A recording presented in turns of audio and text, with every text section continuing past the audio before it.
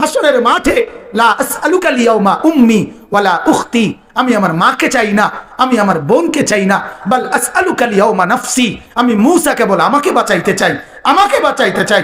আল্লাহ আমাকে বাঁচান। হাসরের মাঠ আমার বড় ভয় হয়, হাসরের মাঠ আমার বড় ভয় হয়। আল্লাহর নবী সাল্লাল্লাহু আলাইহি সাল্লাম বলেন, ইয়াকুব নবী নিজের চোখে দেখবে ইউসুফ নবী ওনার ছেলে দাঁড়াইয়া আছে সামনে, এটা সেই ইউসুফ যার জন্য দুনিয়ায় কাঁদতে কাঁদতে চোখ সাদা বানায় লাইছে। সেদিন হাসরের ময়দানে নবী বলেন, একবারের জন্য ইয়াকুব নবী বলবে না যে আল্লাহ আমার ছেলেটার কি হবে, ইয়াকুব নবী বলবে ইয়া রব্বি নফসি নফসি, আল্লাহ আমাকে বাঁচান, আমাকে বাঁচান। ওরটা ও বুঝবে, আমারটা আমি বুঝতেছি।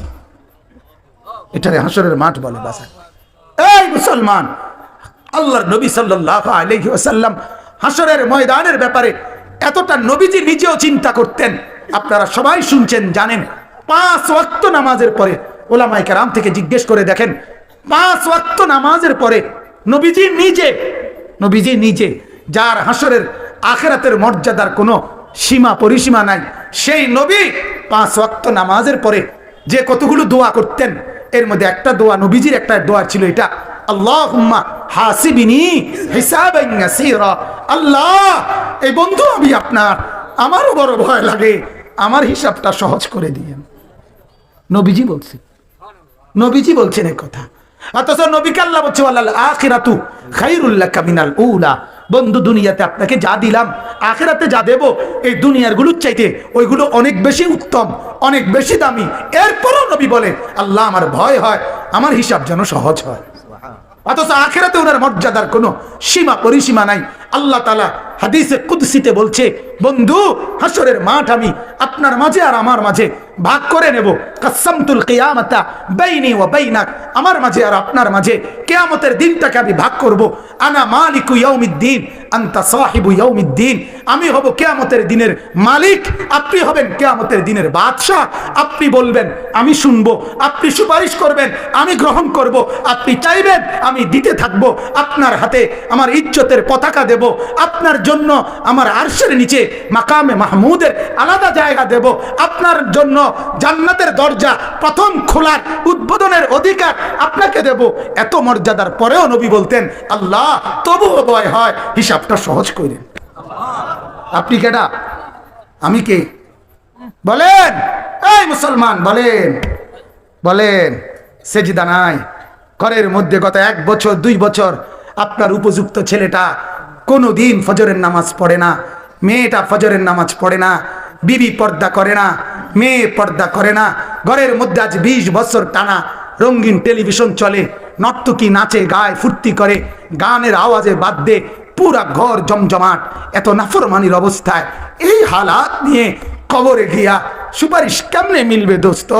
আখিরাতে নবীজির সামনে দাঁড়াবেন কিভাবে? আল্লাহর নবী তো বলবে উম্মত এভাবে বেজ্জতি করলি কেন? 23 বছরে তোর আমার তায়েফের রক্তের কথা মনে নাই, আমার দামদাম শহীদের কথা মনে নাই, আমি 14 দিন পেটে পাথর বাঁধছিলাম ক্ষুধার কষ্টে, একথা কি মনে নাই? আমি 3 মাস চুলায় আগুন জ্বলে নাই, একথা কি উম্মত মনে নাই?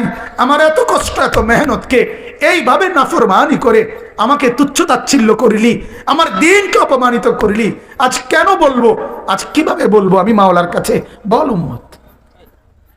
কোরআনুল কারীমের সূরা নিসার মধ্যে আছে ওয়াজিনা বিকা আলা হাউলাই শাহীদা, আল্লাহ নবীকে বলছে বন্ধু হাসরের দিন আমি আপনার হাতে আপনার উম্মতের আমলনামা তুলে দেব, আপনি পড়বেন, আপনি শোনাবেন, আপনি হিসাব করবেন, আপনি বলবেন, এরপরে আমি ফয়সালা দেব, আপনি সায়াসে কইবেন। তাফসীরে আল্লাহর কসম এই কথা স্পষ্ট আছে।